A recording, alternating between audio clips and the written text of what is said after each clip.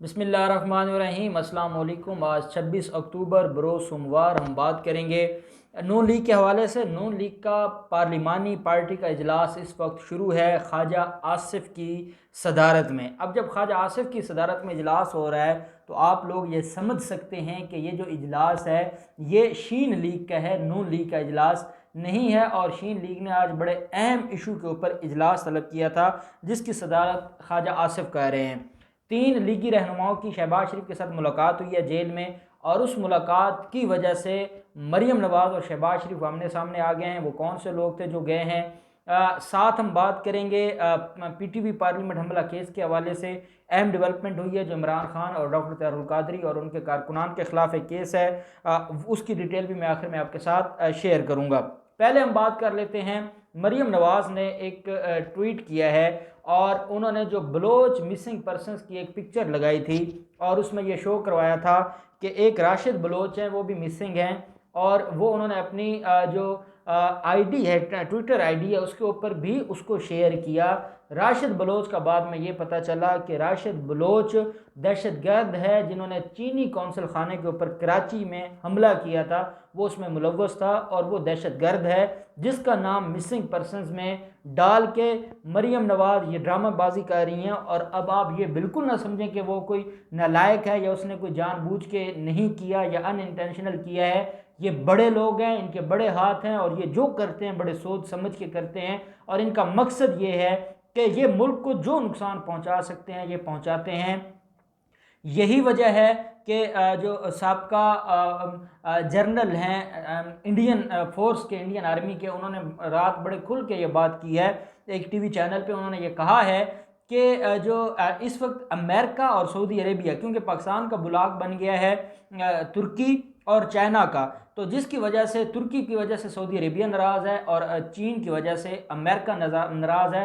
और उसने ये खुल के कहा है कि ये जो PDM है इसके पीछे अमेरिका और सऊदी अरेबिया है जो यहाँ पे हालात को ख़राब करना चाहते हैं। और आप देख लें कि कैसे चीनी कौंसल खाने के ऊपर हमला करने वाला दहशतगर्द ये मिसिंग पर्सन दिखाकर लोगों को गुमराह कर रही है। और फिर ये कहते हैं कि जब जब इनके खिलाफ कोई FIR दर्ज होती है तो पहले ये FIR करवाने वाले का कट्टा चट्टा खोलते हैं और उसको, जैसे हमारे यहाँ इस्लामिक लॉ में तज़कियत शुहूद का एक प्रोसेस है या एक टर्मिनोलॉजी इस्तेमाल होती है, तो ये वो काम करते हैं। और जिन्होंने इनको चादर पहनाई है जो सिंधी रवायती चादर है, उसके बारे में भी फिर PTI के लोगों ने ये बता दिया है कि वो क्रिमिनल है और उसके खिलाफ कितने केसेस हैं जिनके हाथ से मरीम नवाज़ ने चादर पहनी है। तो ये ऐसा सिलसिला है, आप खुद देख सकते हैं कि मरीम नवाज़ का एजेंडा क्या है। और अब मरीम नवाज़ की अपनी पार्टी में आग लग चुकी है। मरीम चली थी मुल्क में आग लगाने, मरीम चली थी इदारों के खिलाफ आग उगलने, लेकिन ये अल्लाह का निज़ाम है कि उनके अपने घर आग लग गई है और वो आग ऐसी है कि जो अब इनकी पूरी पार्टी को जला रही है। शहजाद अकबर ने भी ये बात की थी और एहसन इकबाल ने अब इस बात को तस्लीम किया है। शहजाद अकबर ने कुछ दिन पहले, चंद दिन पहले एक बात की थी कि 3 लीगी रहनुमा जाकर मिले हैं शहबाज शरीफ से जेल में और वहाँ उनकी मुलाकात हुई है। ये बात आपने भी सुनी, मैंने भी सुनी। एहसन इकबाल अब इस बात को तस्लीम कर चुके हैं और एहसन इकबाल ने कहा है कि हाँ जी हम जाके मिले हैं और वो रूटीन की मुलाकात थी। अब ज़रा ये बताते हैं कि एहसन इकबाल, ख्वाजा आसिफ और राना तनवीर, ये राना तनवीर वो है जिसके बारे में नवाज शरीफ को धमकी दी गई थी जलील शरकपुरी की तरफ से कि अगर माफ़ी ना मांगी गई, अगर जो मेरी इंसल्ट की गई है पंजाब असम्बली में उसके ऊपर नवाज शरीफ ने अपना जो रद्द अमल है वो ना दिया, तो ना सिर्फ मैं जाऊँगा बल्कि 2 MPA भी जाएंगे और राना तनवीर भी जाएगा। ये वो राना तनवीर है और आप समझ सकते हैं कि राना तनवीर इस वक्त किसके साथ खड़ा है। तो ये 3 रहनुमा गए मीटिंग करने। अब ये मीटिंग किसने रखवाई? सलमान शहबाज ने ये मीटिंग रखवाई है और सलमान शहबाज मीडियोकर का किरदार अदा कर रहे हैं। सलमान शहबाज इसलिए मीडियोकर का रोल प्ले कर रहे हैं क्योंकि सलमान शहबाज एक बिजनेसमैन है और वो नहीं चाहते कि नवाज शरीफ के चक्कर में उनके बिज़नेस को कोई नुकसान पहुंचे। वो चाहते हैं कि हमने जो चुराना था चुरा लिया, जो हमने हथियाना था वो हमने हथिया लिया है, अब हमें कोई छेड़े नहीं और हम अपने मामलात को अच्छे तरीके से हैंडल करें और अपनी जान बचाएं। ज़रा ये भी कहते हैं कि सलमान शहबाज का रब्ता था इस्टेब्लिशमेंट के साथ और सलमान शहबाज ने इस्टेब्लिशमेंट को रिक्वेस्ट की है कि एक मुलाकात का मौका दिया जाए और कुछ मामलात को डिस्कस करना है। और सलमान शहबाज के कहने पर इस्टेब्लिशमेंट का कोई रब्ता हुआ है। एहसन इकबाल आप जानते हैं बड़ा ख़ास आदमी है। एहसन इकबाल, ख्वाजा आसिफ और राना तनवीर गए हैं। शहबाज शरीफ ने उनको बुलाया था और शहबाज शरीफ ने उनके साथ मीटिंग की है और कुछ मामलात को डिस्कस किया है। और वो मामलात ये हैं कि इस वक्त जो नून लीग है, नून लीग में ये कहा गया है कि माइनस नवाज शरीफ को लेके हमने चलना है और पार्टी की क़यादत करनी है शहबाज शरीफ ने और मरीम नवाज का किरदार ख़त्म करना है। अब जब ये मामला नवाज शरीफ तक पहुंचा, नवाज शरीफ के इल्म में आया कि 3 लोगों ने मुलाकात की है। एहसन इकबाल ये कहते हैं कि उन्होंने वो पूछ कर गए थे नवाज शरीफ से और नवाज शरीफ से पूछने के बाद उन्होंने जाकर मुलाकात की है। लेकिन हकीकत ये है कि इनकी खुफिया मुलाकात थी और जब शहजाद अकबर ने इनकी खुफिया मुलाकात का भांडा फोड़ा तो आज आके इनको ख्याल आया है और ये इस बात को तस्लीम कर रहे हैं। साथ मैंने आपको कुछ दिन पहले ये भी बताया था कि पार्लिमानी पार्टी का इजलास था नून लीग का और वहाँ पे ख्वाजा आसिफ बरस पड़े थे मरीम नवाज़ पे और उनकी पॉलिसीज़ पे और वहाँ पे हंगामा हो गया था।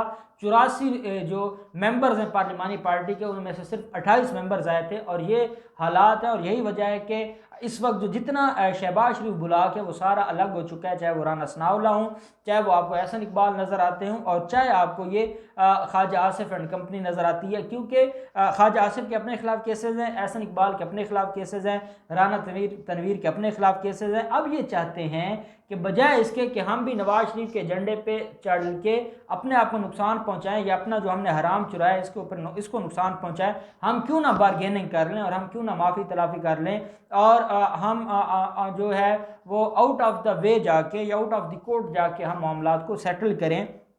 ये मामला है। और इस वक्त मरीम नवाज़ ने यह पैगाम शहबाज शरीफ को भिजवा दिया है कि अगर तो आप ये चाहते हैं कि आपके लोग हमसे अलग हो जाएं और जिस तरीके से आप बगावत कर रहे हैं और जिस तरीके से पार्लिमानी पार्टी के इजलास में जो रवैया दिखाया गया है आपके करीबी लोगों की तरफ से वो इंतहाई काबिल मजम्मत है और हम ऐसा नहीं चलने देंगे। अगर आप ये समझते हैं कि आप मरीम नवाज़ और नवाज शरीफ के साथ नहीं चल सकते या आप हमारा साथ नहीं दे सकते तो आप हमें बता दें और हमसे अलग हो जाएं ताकि हम खुल के फिर अपने मामलात को देखें और अपने सारी चीज़ों को हैंडल करें।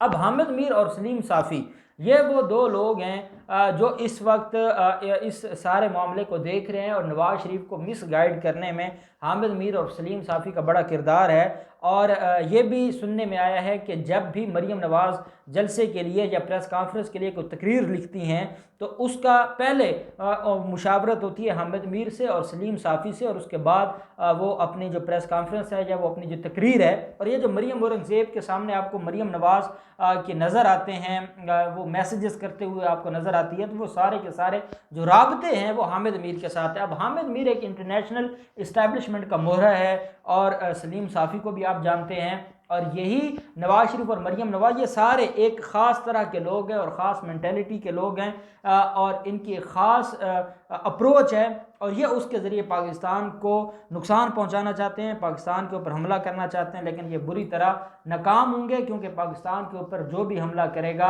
वो पहले भी नाकाम हुआ है और अब इंशाल्लाह नाकाम होंगे। आज ख्वाजा आसिफ ने पार्लिमानी पार्टी का जो इजलास बुलाया है ये इस बात की वजाहत है कि इस वक्त शीन लीग नून लीग से अलग हो चुकी है और इनके हालात ख़राब हो चुके हैं और ये जो आग बाहर लगाने आए थे वो इनके घर में लग चुकी है।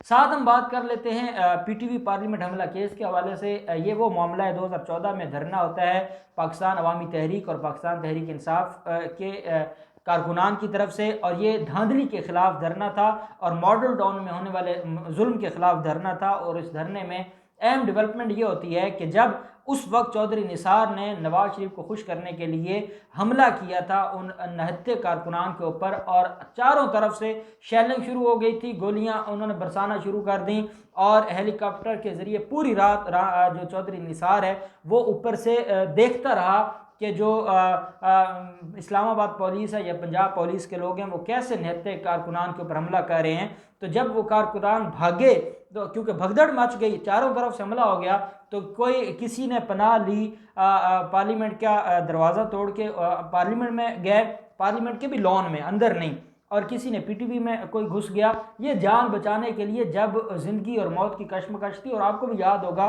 30-31 की रात हमने तो देखा था वहाँ पे टीवी के ज़रिए कि क्या हालात थे और कैसे मजालिम किए जा रहे थे और कैसे दहशतगर्दी की जा रही थी। ये आज सियासी इंतकाम की बातें करते हैं। सियासी इंतकाम मैं समझता हूँ पाकिस्तान की तारीख की हौलनाक रात थी 30-31 अगस्त 2014 की रात। वो बेसिकली मामला है और वो केस है और उसकी बुनियाद पर ये सारे के सारे मामलात हुए हैं।